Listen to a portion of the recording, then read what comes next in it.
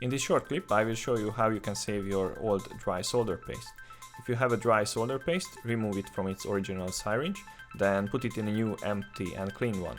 Then put some fresh flux rosin in the syringe, carefully heat it up and make sure that you don't melt the solder paste. You just need to liquefy the rosin.